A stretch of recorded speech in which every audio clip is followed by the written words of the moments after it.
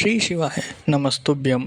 स्वागत है आपका शिव पुराण श्री रुद्र संहिता पंचम खंड 9वें अध्याय में भगवान शिव की यात्रा।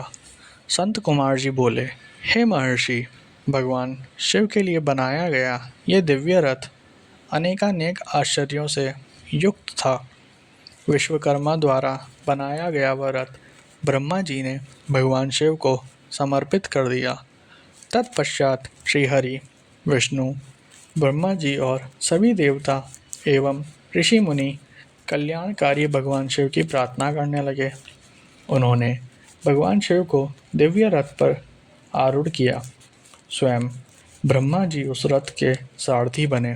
भगवान शिव के रथ पर आरूढ़ होते ही चारों दिशाओं में मंगलगान होने लगे, पुष्प वर्षा होने लगी।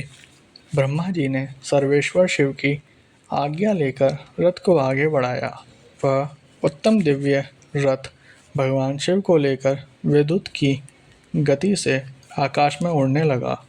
जब भगवान शिव का वह दिव्य रथ तेजी से आकाश मार्ग से होता हुआ उन त्रिपुरों की ओर जा रहा था, तो बीच मार्ग में ही कल्याणकारी देवादिदेव भगवान शिव ब्रह्मा जी से बोले, हे विधाता, तारकाक्ष, कमलाक्ष और विंध्युमाली नामक परम बलशाली राक्षसों का वध करने के लिए मुझे उनके समान ही शक्ति चाहिए।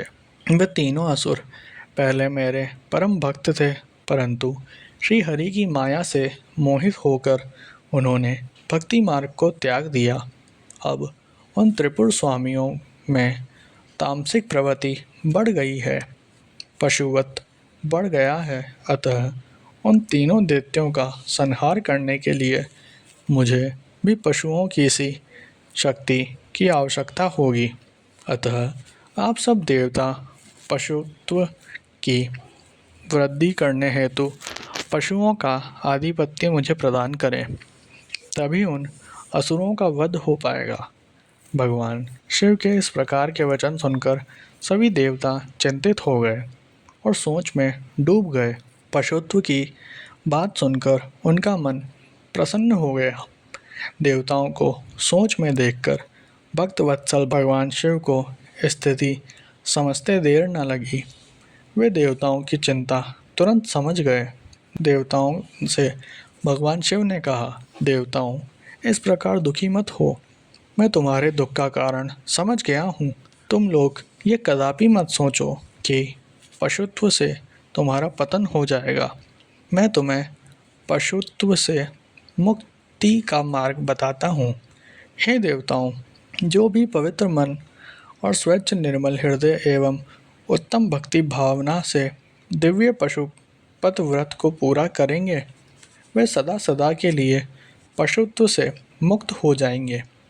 तुम्हारे अतिरिक्त जो मनुष्य भी पशुपत व्रत का पालन करेंगे, उन्हें भी पशुत्व से मुक्ति मिल जाएगी।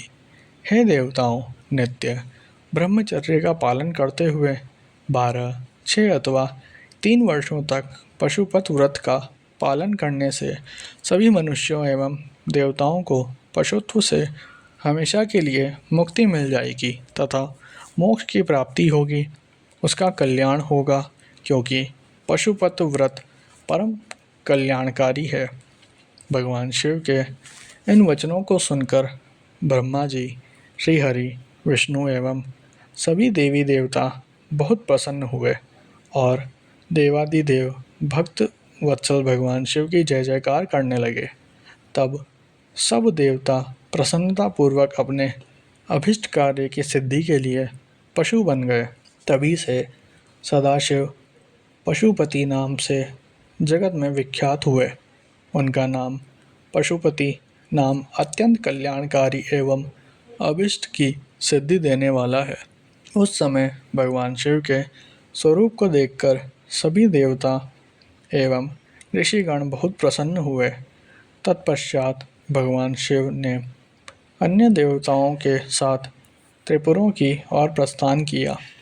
उस समय सारे देवता अपने हाथों में हल, मूसल, भुशुंडी और अनेक प्रकार के अस्त्र शस्त्र धारण करके हाथी, घोड़े, सिंह, रथ और बैलों पर सवार होकर चल दिए। भगवान शिव की जय जयकार करते हुए वे आगे बढ़ते जा रहे थे। आकाश से उन पर फूलों की वर्षा हो रही थी।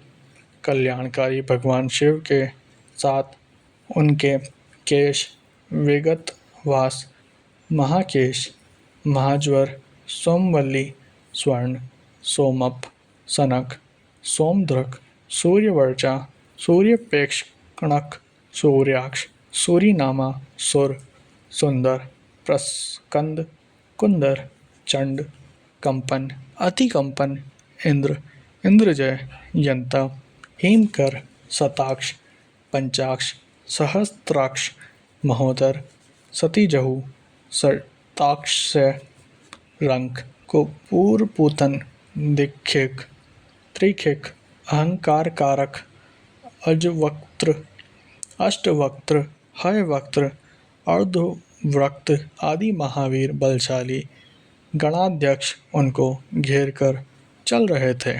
इस प्रकार देवादिदेव महादेव शिव शंकर के साथ ब्रह्मा जी, श्रीहरि, विष्णु, देवराज, इंद्र सहित अनेकों देवता, ऋषि मुनि, साधु संत भी अपने अपने वाहनों पर आरूढ़ होकर त्रिपुरों के स्वामी व त्रिपुरों का संहार देखने हेतु उनके साथ साथ चल दिए।